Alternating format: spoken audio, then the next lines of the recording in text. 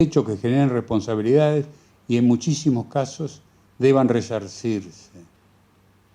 Tenemos que tener ese conocimiento, acceder. ¿Cómo se llega a un IP o IP, como lo decimos nosotros?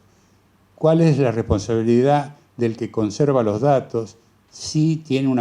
los conserva en su propia empresa, si lo terceriza, cuáles son la actividad que debe desplegar un escribano al cual lo debemos aconsejar para ver cómo se obtiene el acceso a un sitio de internet, que hay que hacer F5, el refresh, como para poder establecer cuáles son la forma de acceso. Si no se puede incorporar porque es un video, lo aconsejable sería que el escribano vaya y compre un cassette, que certifique ese cassette, que filmen desde algún lugar y que después tenga que protegerlo para incorporarlo en su protocolo y poder dar las copias. Pero lo que tenemos que tener en cuenta, y eso es muy importante, es cuál es la cadena de custodia. Es lo mismo que para un ADN. ¿Cuál es la cadena de custodia para cualquier medio de prueba? Porque si no, va a ser impugnada y podríamos correr el riesgo de que esa prueba sea desestimada. O sea que no debemos dejar de lado que en virtud del acceso a las nuevas tecnologías, por ende la informática, se invade la intimidad de los individuos sin consentimiento, avasallando derechos y garantías amparados por la Constitución Nacional. Sabemos, es obvio, que la Constitución es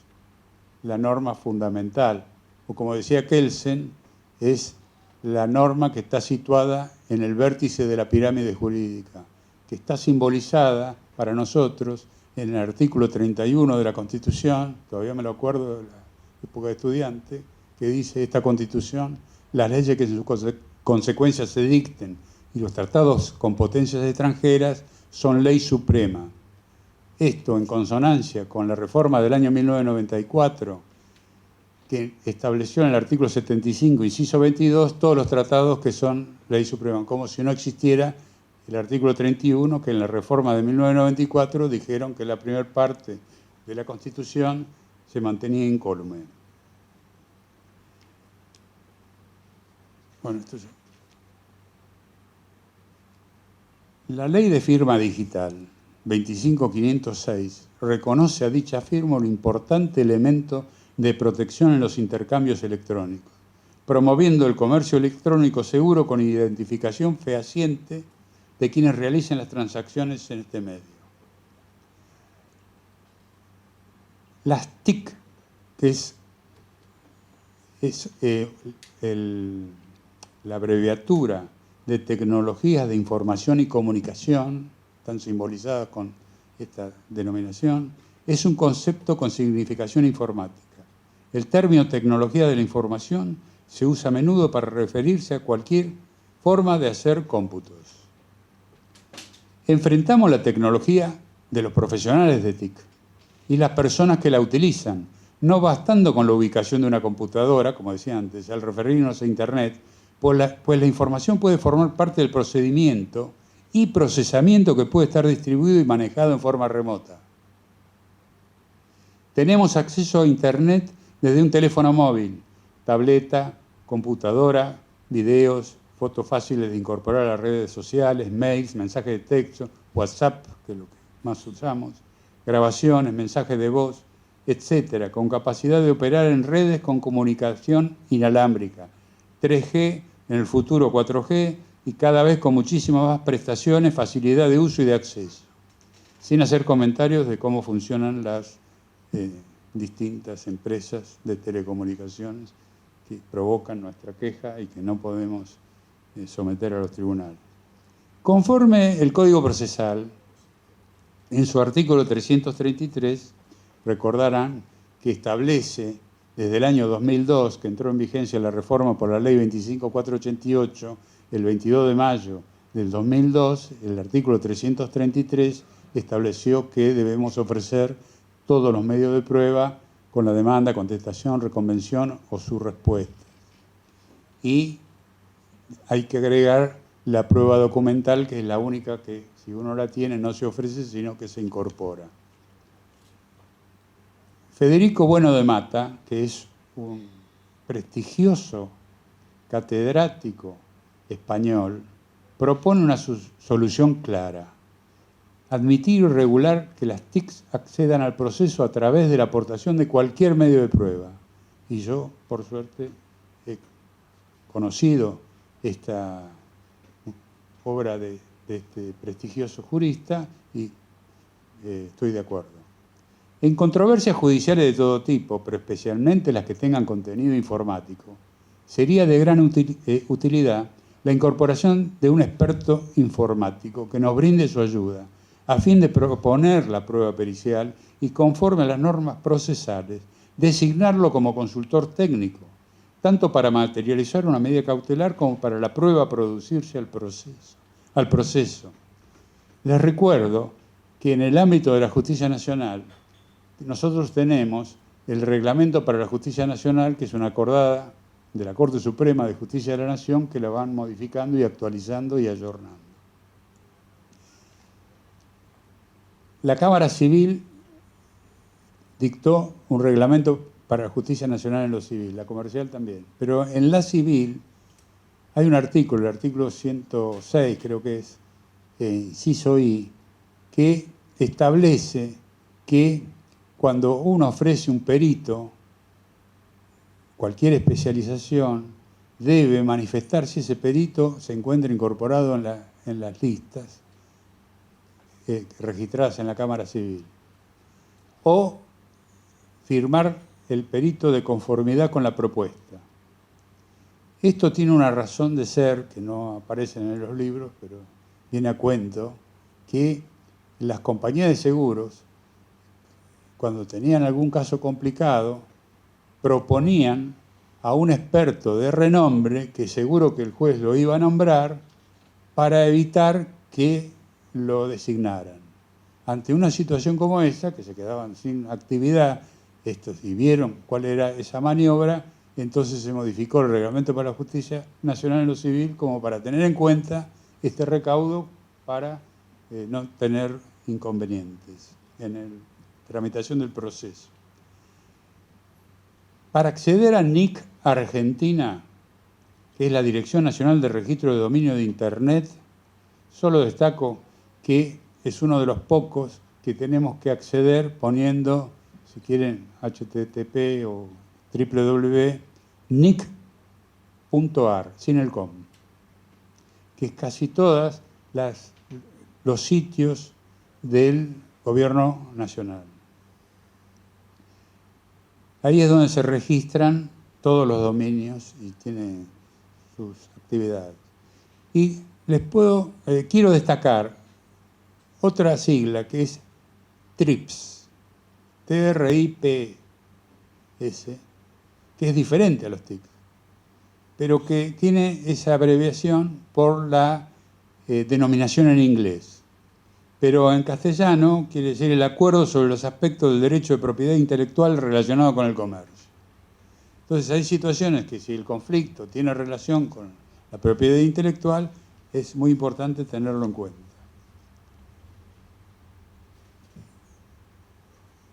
Y se aplica también para la Organización Mundial Comercial para proteger los derechos de autor, que está íntimamente relacionado con nuestra antigua ley, que la llamábamos la ley Noble o de derecho de autor, porque Roberto Noble había propuesto cuando era, creo que era diputado o senador, había propuesto esa ley que garantizaba los derechos de autor, pero en realidad la ley se llama Régimen de Propiedad Intelectual, que es la 11723. Después vino la ley de marca y algo que podemos destacar sobre los derechos de propiedad intelectual, que otra sigla, que es ADPIC, que lo utilizan muchos cuando tienen esos conflictos.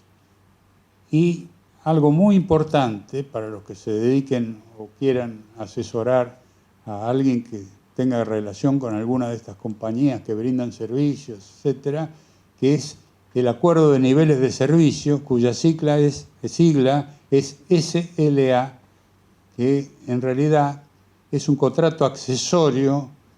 para regular el incumplimiento moderado que prevén las grandes compañías como para que acepte el que recibe el servicio para que no sea considerado un incumplimiento grave y pueda pedir la resolución del contrato. Cito a un autor que es Darío Beltani, que en la ley de actualidad del 5 de agosto de este año ha publicado un artículo interesantísimo sobre este aspecto y este tópico. Los nuevos medios electrónicos tendrán que adaptarse a los requisitos defendidos por la doctrina clásica para ser considerados como prueba válida en determinado juicio. Primordialmente debemos dominar las normas procesales y la preponderancia de su utilización, el secreto profesional, que no está reservado solo a personas físicas, como son los testigos, que es lo que decimos siempre, cumpliendo con las cargas de comparecer, declarar, decir verdad, y que la única excepción que puede ser es si la respuesta, de acuerdo a la pregunta, lo podría incriminar o estuviese faltando a un secreto profesional del cual pueda ampararse. Y se excusan. Pero la evolución social ha ampliado por las diversas actividades que despliega el ser humano, según la ocupación, etcétera, a custodiar lo que llega a su conocimiento. Y en función de los servicios que brinda por su arte, ciencia o profesión, el secreto profesional es una obligación de confidencialidad íntimamente ligado a la confianza brindada. Sea un obrero por creaciones, inventos, proyectos propios, o para la empresa de la cual es dependiente, o se aplique la ley de contrato de trabajo, puede ser médico, psicoanalista, en su tratamiento, sea un abogado por lo que le cuenta el cliente, periodista por la fuente de información, o los sacerdotes por el secreto de confesión. Según se trate, el dueño del secreto es la empresa si hay relación laboral o quien le haya confiado en otros casos y por normas especiales su imposición debiendo recurrirse al juez para revelarlo o mantener la confidencialidad. Y ahora no es un juego de palabras lo que voy a decir, pero hay una diferencia entre revelar y relevar, ya que la primera se refiere a brindar información que custodia y la segunda, la liberación que se le brinda al depositario por quien se le ha confiado, y nada tiene que ver con develar, que se refiere a quitar el velo societario. El dueño del secreto es la parte que lo ha confiado, en el caso del ejemplo, el terapeuta es el custodio o depositario, lo que relacionado con las sanciones penales correspondientes lo puede simbolizar en el correo. Más de uno de ustedes no debe conocer lo que voy a decir, pero existían buzones, además de las estafas que ocurrían cuando se los vendían a los que estaban en las esquinas. Pero yo lo asimilo como si fuera un buzón, receptor de la correspondencia. La apertura del sobre que contiene la carta en su interior implicaría la violación de su correspondencia. Dicha excepción, porque hasta hace un tiempo solo nos dedicamos a los testigos, pero como dije antes, con la evolución social nos encontramos que hay más datos que proteger. Entonces, la excepción está impuesta en la legislación cuando median razones fundadas relativas a la seguridad pública, a la defensa nacional, la salud pública, que requieren resolución judicial para relevar. La Ley Nacional 25336 de protección de datos personales y la Ley Local de la Ciudad Autónoma de Buenos Aires, de la legislatura que lleva el número 1845, así lo disponen. Entonces, hay determinados casos en que si quien comparece como testigo, si es usuario o protector de determinadas funciones, con determinadas funciones, la ley lo obliga a mantener la confidencialidad y solo un juez lo puede relevar, sin perjuicio de que pueda relevarlo y el juez custodie, como para que el resto no, como para que no se dé a publicidad. En el caso particular de los médicos, Los mismos tienen que sujetarse además al Código de Ética de la Confederación Médica Argentina del año 55, donde se regula el secreto profesional en determinados artículos. El deber de custodia tenemos que tener en cuenta, como dijimos antes, la norma fundamental, la Constitución Nacional, que garantiza a toda persona el acceso al conocimiento de los datos a ella referidos y su finalidad que conste en registros o bancos de datos públicos o privados para exigir su supresión, rectificación, confidencialidad o actualización de aquellos sin afectar el secreto de las fuentes de información periodística. La Constitución de la Ciudad Autónoma de Buenos Aires garantiza el derecho a la privacidad, intimidad, confidencialidad como parte inviolable de la dignidad humana. La ley de firma digital impone obligaciones al certificador licenciado de mantener la confidencialidad de toda información que no figure en el certificado digital. La Ley Nacional de Protección de Datos Personales establece el respeto del secreto profesional, el deber del responsable de garantizar la seguridad y confidencialidad de los mismos, siendo dicha norma una de las que requieren para el relevo una resolución judicial expresa. Hay una ley, además, de la Ciudad Autónoma de Buenos Aires de protección de datos personales que contiene normas similares, es la Ley 1845. Atento que el secreto está protegido para personas jurídicas también. Ustedes recordarán que se puede pedir informes a personas jurídicas, entes, etcétera, conforme el 396 del Código Procesal, 397, y además cuando prohíbe la sustitución de un medio de prueba por otro, que muchas veces se intenta utilizar, pedir informes a una persona física y están intentando sustituir que hay que traerlo como testigo. A veces con testigos, nosotros tenemos testigos que pueden ser objetivos, algunos testigos que pueden ser de amistad muy importante con la parte contraria, y se llaman testigo hostil, es decir, nosotros lo llamamos testigo hostil, no la norma. Pero es importante hacerlos comparecer, porque como declaran bajo promesa o juramento de decir verdad y con el apercibimiento del falso testimonio, sería útil, es de mucha utilidad esa declaración, aunque sea tendencioso. El juez lo valorará en el momento del dictado de la sentencia. Actualmente el domicilio electrónico al que me refería antes y las normas acordes para su notificación, la conversión de Word a PDF, utilizando el programa PDF Creator, que brinda el Poder Judicial de la Nación en su página web para incorporar digitalmente los escritos que presentamos en papel, para así ir utilizando las herramientas que nos brinda Internet y la computación, ya que podemos acceder de cualquier lado y utilizar el medio electrónico acorde para tener conocimiento de las resoluciones, presentaciones y notificaciones cursadas. Aunque sea obvio, si me permiten una sugerencia, al acceder a la página del Poder Judicial de la Nación, ese programa hasta ahora es sin cargo y hasta ahora es sin virus. Y entonces es aconsejable descargarlo en cada una de las computadoras que ustedes vayan a utilizar, porque genera en el Word una nueva... ¿cómo? No, la función no, es una nueva impresora. Entonces, el mismo escrito que uno tiene, busca imprimir y cuando encuentra la impresora que se ha generado, acceden a ella, hacen como que van a imprimir, les piden el nombre y lo guardan en el lugar que ustedes quieran y les convirtió en menos de 5 segundos a lo mejor un escrito de 30 páginas. Y ese es el que nosotros debemos incorporar a el sistema electrónico que nos brinda la Corte Suprema, que desde hace mucho tiempo hemos desechado porque no había un sistema único para el funcionamiento y todos poníamos como pretexto y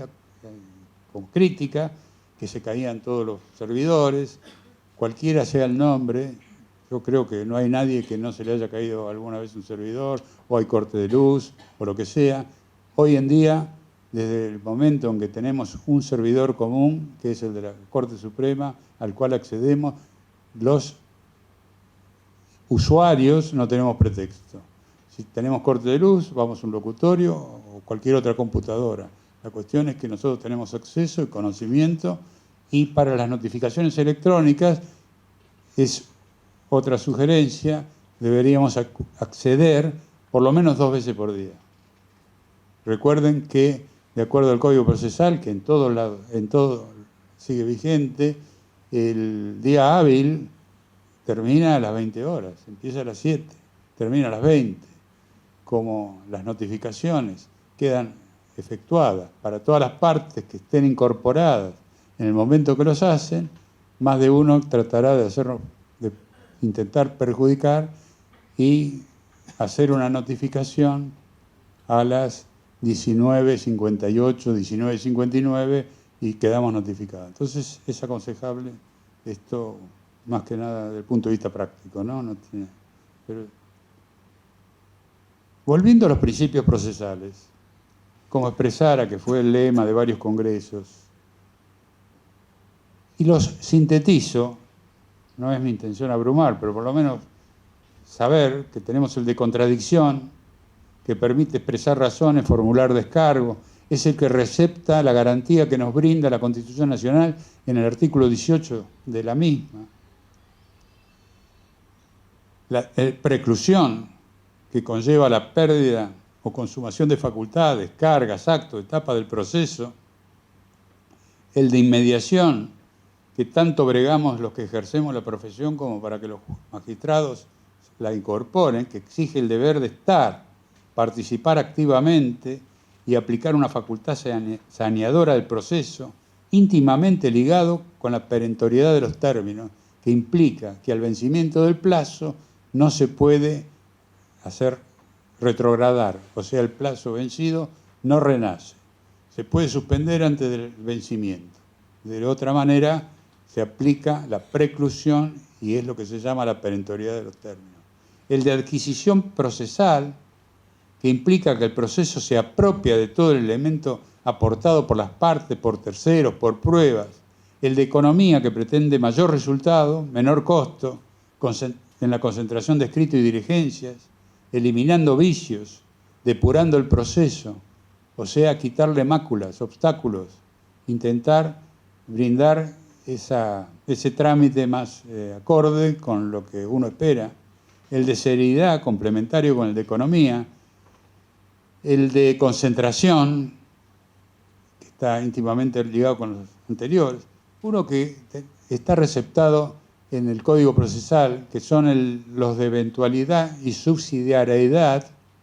que ustedes recordarán cuando uno puede interponer el recurso de reposición, artículo 238 y siguiente del Código Procesal, que ante la eventualidad de que el recurso sea desestimado, atento a la relación que tiene con el principio de preclusión y la perentoriedad de los plazos,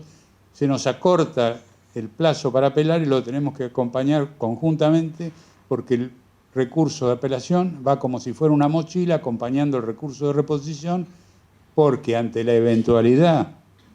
en que el juez rechace, está interpuesto el otro, siempre y cuando se trate de algunas providencias sujetas, de acuerdo al Código Procesal, como para que uno pueda interponer el recurso de apelación, una providencia simple que cause gravamen, sentencia interlocutoria, sentencia definitiva, etcétera, que es lo que el juez va a evaluar.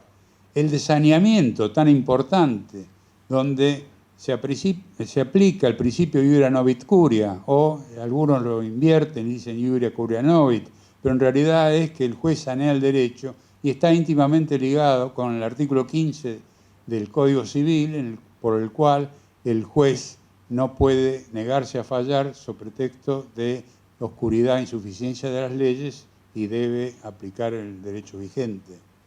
De probidad, buena fe, legalidad de la forma, los que rigen en los procesos de familia, que son los mismos anteriores, más la gratuidad y acceso a la justicia, la publicización, esa es la palabra acorde, de los procedimientos, inmediación, oralidad, privacidad, acentuación en la función conciliadora, cooperación interdisciplinaria, el de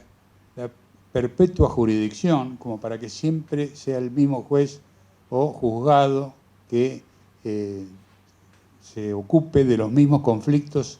y esto está íntimamente relacionado en la Cámara Nacional de Apelaciones en lo Civil, en el reglamento que les mencioné antes, que existe lo que se llama la conexidad y la prevención. O sea que está íntimamente ligado con este principio. Cuando existió un proceso en un determinado juzgado, siempre entre las mismas partes va a continuar en el mismo. Y hace unos pocos años, la doctrina de las cargas probatorias dinámicas, por las que la carga de la prueba recae en la parte que está en mejor situación de aportar para el esclarecimiento de la verdad, lo que podrá ser aplicado por el juez en el momento del dictado de la sentencia, al igual que considerar la conducta de las partes en el proceso, que ustedes recordarán